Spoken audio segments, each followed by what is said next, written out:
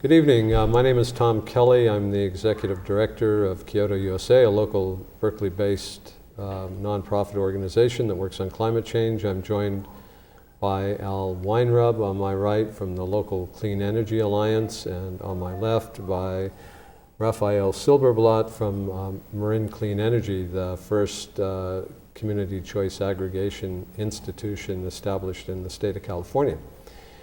In our last session, we were just starting to talk about efforts here in the East Bay to establish a community choice aggregator, and we, in some ways, may have tried to take the route of least resistance by trying to encourage East Bay Municipal Utility District, our water utility, to become the electricity provider for the residents in their customer region. We were unsuccessful in that effort in 2012, and I thought maybe we just might talk a little bit about maybe lessons learned, maybe a little bit about the history of that. Just for Berkeley, where there was a lot of activity in our city council, our energy commission, among residents to try and encourage the city to weigh in on its support for community choice aggregation and East Bay MUD as the aggregator. We were feeling pretty good about it, I think, Al, until we got to the board meeting in December where East Bay MUD decided to demur on this issue. Do you want to give us a little bit of your thoughts on how that played out? Well, the notion that East Bay MUD could play the role of the central agency within a community choice program, it's a public agency as a public board, basically got initiated by legislation that was passed last year and signed by the governor, which allowed East Bay MUD to be able to play that role. Before, it had been cities or groups of cities or counties could do that. But now that certain public utility districts could play that role, it seemed to people that, given the great reputation of East Bay MUD, that if East Bay MUD could take on the role of leadership in that respect, it would make it much easier to establish a community choice program in the East Bay. So a dynamic got started where East Bay MUD did some studies and looked into community choice programs that are in existence, and sort of did just an initial take on whether that made sense for the agency, and then the board met in December. So it took about a year altogether for this to come together. In the meantime, what was happening was that the rest of the community, realizing that this was possible, thought that this would be a good time to try to build some public support and pressure around a community choice program. So principally what happened was that in the city of Berkeley, where the Berkeley Climate Action Coalition had been established to move the Berkeley energy, or the Berkeley Climate Action Plan forward, set up a committee to promote community choice within that effort, and started working with city council and other agencies to try to encourage this motion forward. In Oakland, a campaign was developed that came out of the Oakland Climate Action Coalition called the Clean Energy and Jobs Oakland campaign. And this campaign set about an effort to educate and bring organizations in Oakland behind this concept, and actually was quite successful in getting 17, 18, 19, 20 organizations to sign on to a very strong letter to East Bay MUD saying that this would really be beneficial for our community to have a community choice program that could prioritize the development of local energy resources that would benefit the community. And in Berkeley, this same kind of messaging went out as well, that this could be really important for our communities because of not only the greenhouse gas emissions that could come out of this, but because of the development of local resources, the economic activity, the jobs, and so on and so forth that we had talked about in the earlier session. So what happened is that this actually came before the board, the East Bay MUD board, really before very, very strong community pressure had been developed. Within Oakland City Council, had just been elections, and there were a number of council members that were elected that seemed, more amenable to community choice program, and there had been some talk, and some of those city council people actually wrote letters to the board and encouraged the board. And in Berkeley, the entire city council indicated to the East Bay Mud Board that they would really like to see a program move forward that emphasized these local renewable energy developments and the jobs and economic activity. And apparently the East Bay Mud Board didn't just really see their role as being to take the kind of leadership that was being asked of them. I mean, it's an agency, and they somehow felt that their water services might somehow be at risk. And there was a lot of pressure mobilized by PG&E through chambers of commerce to sort of oppose any kind of further study and exploration on the part of East Bay Mud. So the board voted essentially not to take any strong leadership and not to put any resources into the development of an East Bay community choice program, and basically said, well, if the cities could establish the infrastructure and establish some of the prerequisites, that East Bay Mud would be happy to look at it again. But basically the basic joint powers authority that would have to be established among the cities would have to be established, and the shape of the program would have to be determined. So I think it was a setback in terms of certain level of expectations, but it really, the people who had been working on building the community support felt then and feel now, that this is such an important program for the East Bay that we need to move forward. And if it takes the cities to get together and to establish the program, that's what we're going to do. And I mean, there was a sense that East Bay Mud didn't fully represent its responsibilities to the community, given the huge stakes that are involved. I mean, even for the agency, we know that water is going to be in shorter supply because of the snow melt diminishing. We know that most of the wastewater facilities are very close to the bay, and so the rising sea level is going to, jeopardize those things. So the agency as an agency has a huge stake in the climate change that's taking place. But even so, it saw its own responsibility to be very narrow. So given that was the position that they took, we feel that we have to move forward, and that motion is going to move forward, and perhaps at a later time there would be a role for East Bay Mud, perhaps not. But I don't think people feel fazed really by this, by the fact that East Bay Mud relinquished what we felt was a responsibility that they were in the best position to take on. Mm-hmm. So what I garnered from their decision not to move forward was not that they necessarily were not supportive, but rather they as an agency were not in the position or ready to take what they felt was perhaps too much of a risk to establish a CCA, but rather they did offer, as I recall, to become an administrator for the program should the cities in the East Bay develop a joint powers authority to actually form a CCA. So, I mean, it's in a way, I mean, it was a disappointment, but it also, in some ways, was good that it happened as quickly as it did, rather than after a 1 or 2 year long study where they decided that they would go the same way. I wonder, Rafael, if you could talk at all about any interests that you've heard about from or engaged in with other cities in the East Bay. I know that the city of Richmond has joined Marin Clean Energy, and you'll start delivering power there in July. What's going on in that regard? Customers in Richmond as of September can sign up for our deep green. This past September can sign up for our deep green 100% renewable electricity And then in July, everyone will be automatically enrolled in our light green 50% renewable electricity mix.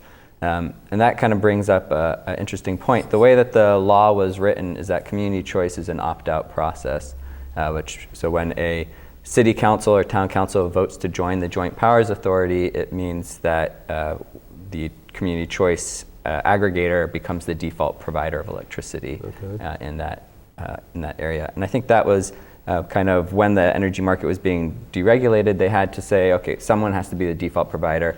They had the investor-owned utilities take that role, but there was a caveat that should a public agency come along, we'll make them the default provider as a way to get them started. So we're doing a lot of outreach right now in Richmond, going to neighborhood council meetings. We'll be hosting some town hall meetings. We'll be sending out notices in the mail, giving people information about this happening. That if they do nothing, they'll be automatically enrolled. It's asking a lot of people, I think. For most people, their whole lives, they've turned on a switch and expected light and then paid a bill at the end of the month, and that's really the extent of their relationship with electricity. And community choice, having a choice in the marketplace, it's asking people to stop and actually consider. And that's asking quite a bit of people who lead busy lives. What kind of issues come up for people? And since there are two types of electricity customers, there are residential and non-residential, could you talk a little bit about both those customer groups? Sure. Right now our conversations with commercial customers are particularly easy because they will save a nice chunk of change with us. So that's a really easy conversation to have. At the moment, residential customers also will save some money with us, but as we have a rate hike of 7% coming up in April, at that time will likely be about 90 cents more expensive. 90 cents more on an average bill? Or? On an average bill, yeah, that's correct. Most people probably wouldn't even notice the difference, except for that there's a lot of confusion because the way it works, our customers still get a PG&E bill. There's just a line item for electricity generation. That money goes to us, whereas it used to go to PG&E. But I can't tell you how many customers have walked into our office thinking that whatever it is, $30, $40 that they're seeing next to the Marin Clean Energy light item is an additional charge. And when we explain, no, you're not paying $30 extra, you're paying $30 instead of, they usually walk out satisfied customers. So, does Marin Clean Energy deliver also the same kinds of programs that the utility delivers in terms of support, help for low-income customers and that? Absolutely. CARE, medical baseline, those programs are still available to our customers. Our customers are still PG&E customers, so essentially any program that PG&E offers, they're still entitled to. They're still paying PG&E for the transmission and distribution of electricity. They're still paying PG&E for natural gas. So anything that PG&E offers, they can still participate in. And then in addition, we're also now offering an energy efficiency program, and that's geared towards multifamily customers and small commercial customers. There's rebates and incentives for them. There's also, if you go on our website, probably in about 2 weeks, there'll be an online software tool that will kind of lead you through a set of questions so that you can get a sense of what measures you might undertake and what the savings for those energy upgrades might be. And then we hope to be launching an on-bill repayment program in the near future where you'll be able to take out money towards energy efficiency upgrades and pay it back through your electricity bill. Yeah, and that's, I think, one of the, in the last segment we were talking about benefits, that's one of the other real benefits of community choice aggregation is that we can act as a testing ground for some, cutting edge programs. Because it's small, because we have close ties with the community and local governments, we're actually a great testing ground for pilot programs like on-bill repayment or standard offer. And can you speak at all to any interest that's been expressed by other jurisdictions? I mean, are other cities curious about what you're doing? I mean, Yeah, I would say, every week we get an inquiry from somewhere in the state. Sonoma was very interested in joining. It looks now like they'll be doing their own version. That should be, I think, online in the next year. I believe they just put out an RFP for their electric load. See, we've had some interest from Albany and El Cerrito. I believe we came out and did a presentation there. I think the city of San Pablo, Benicia, and then further afield, Arcata, San Diego, Santa Cruz, San Luis Obispo. All those communities have been in contact. Just kind of trying to understand. It's a new model. People still aren't kind of sure about all the details.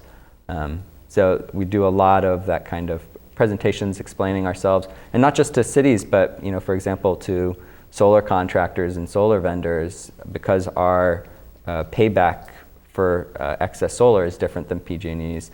We're trying to get the message out, like now more than ever. It pays to be a MCE solar customer.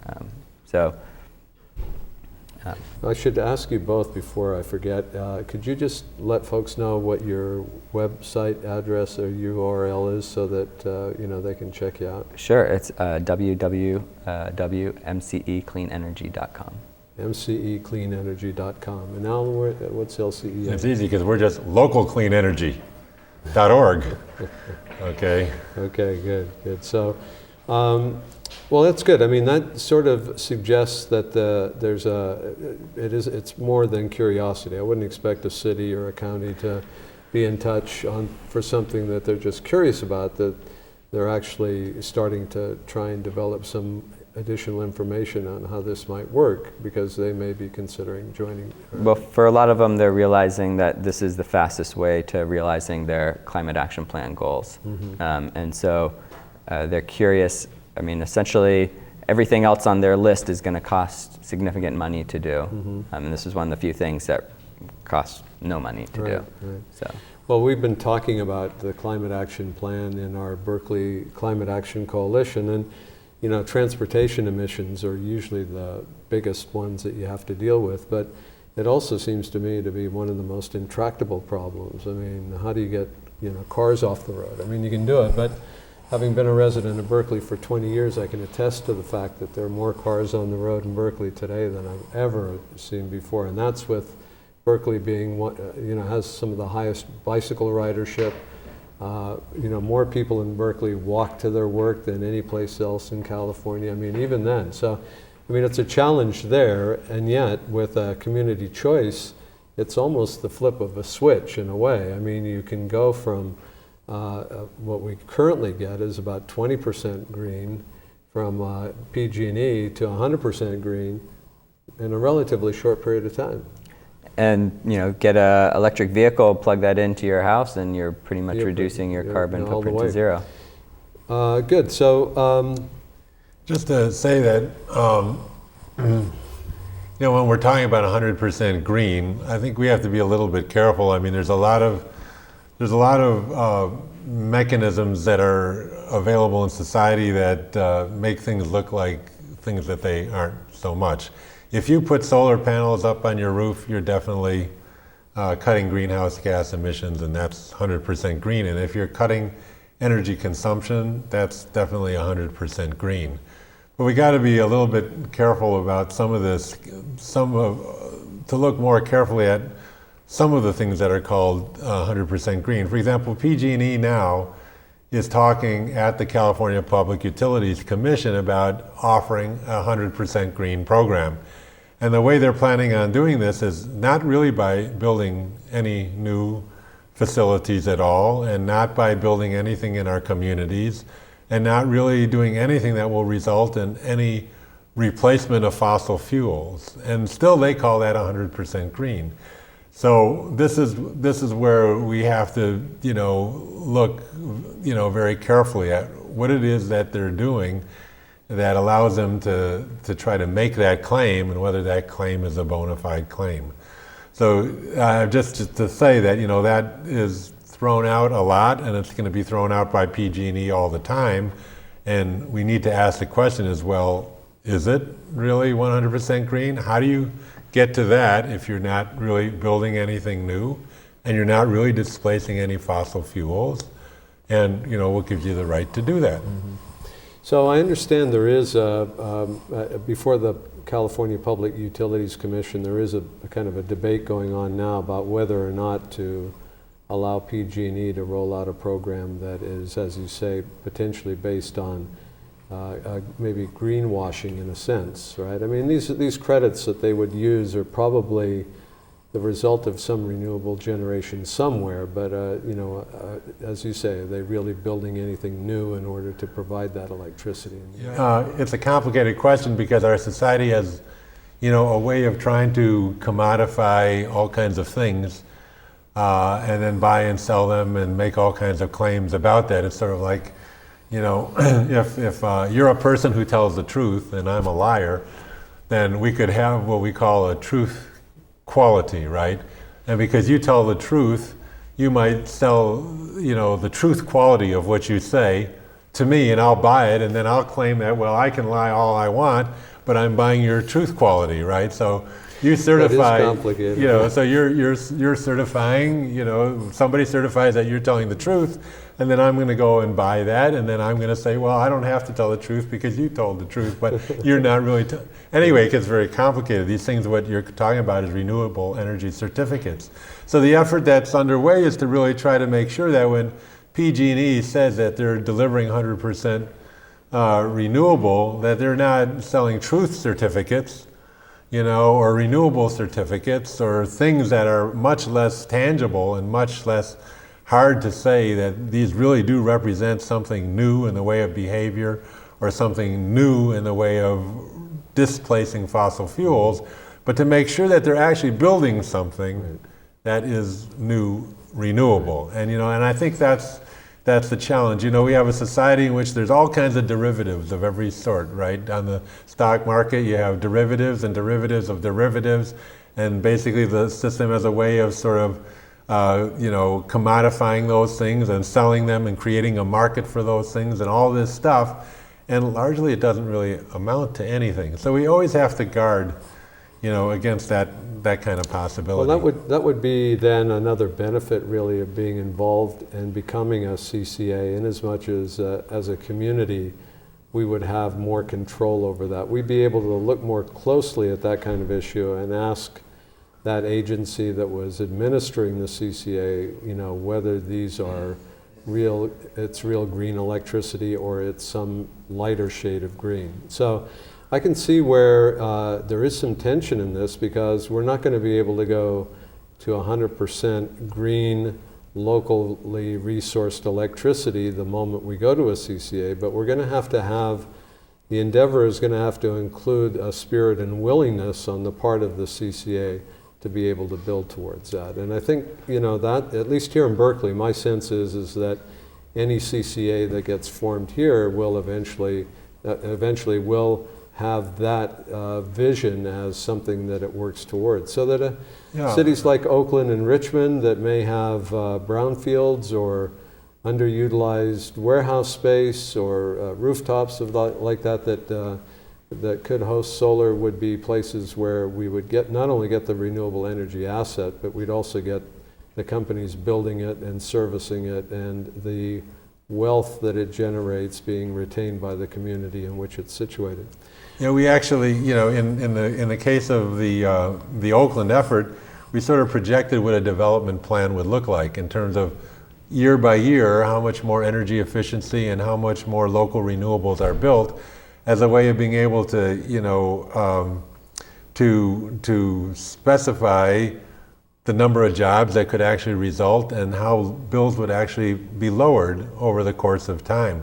But the important thing is what you're saying is that it takes place over a course of time, right? And so on day one, when you create a community choice program, you have all these people who want electricity and you haven't built anything yet. So obviously you have to go to the market and you have to get things off the market. And so that's where it gets, it gets very tricky and it gets very difficult, in terms of building out the program.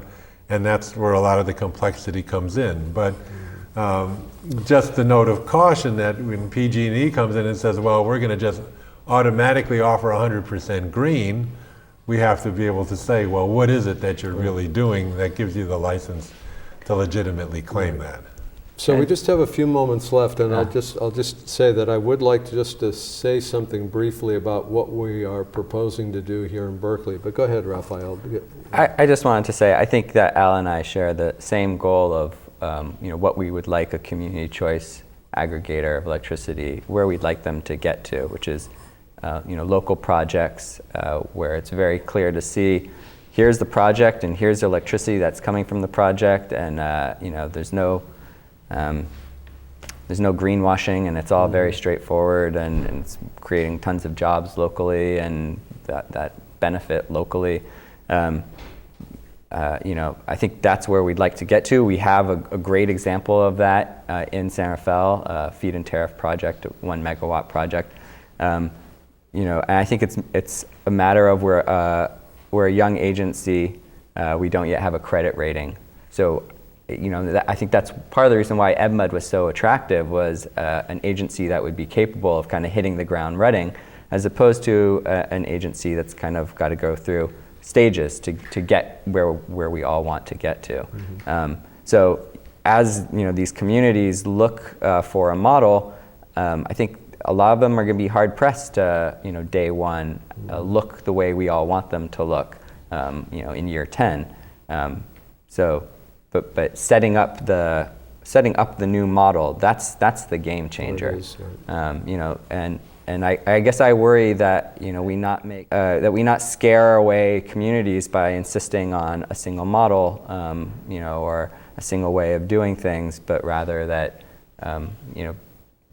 we change the game and then let the community kind of make the decisions, which is what the model's supposed to be. Yeah, and there's a lot of work being done on basically trying to solve this problem about how you start and how you get to where you want to go. And different communities are taking different approaches. And I think what we're advocating is that it really be taken seriously, in the sense that we really try to come up with a plan, a design.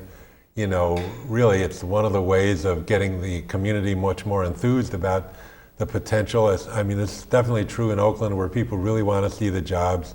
They want to see that economic activity. And if you have a business plan that can get you there, people are much more likely to say, yeah, this is a good thing for our community. This is the way we have to go. So, I think there's a lot of emphasis being placed on that kind of planning and community organizing around that. And, learning from the Marin model, it's been a very positive in terms of the stuff that Rafael is talking about. The program has all kinds of features that you can't get out of PG&E. And then we want to multiply that. We want to accentuate that. We want to try to find new ways to be able to do some of the financing that's fairly difficult to do. So, I think we're in very much agreement about that. We're going to have to wrap up, but I just want to leave the viewers with a sense that we're actually moving forward here in Berkeley as well. And I think what we'll be working on the next year is actually getting the city to talk to its neighbors about the possibility of forming this Joint Powers Authority. So we'll be looking for all the help we can get in that regard. Certainly knowing what community choice is and being able to speak for it when the opportunity comes up will be important for that to go forward. So I just wanted to thank Al and Rafael again for their time and effort on this, not only tonight, but just overall. You're both doing great work, and it's very much appreciated by the communities in which you live. And so we're going to wrap up. We're going to say thanks to the audience, and perhaps we'll be invited back to Sane TV one day in the not too distant future to announce that we've launched CCA here in the East Bay. Thank you and good night.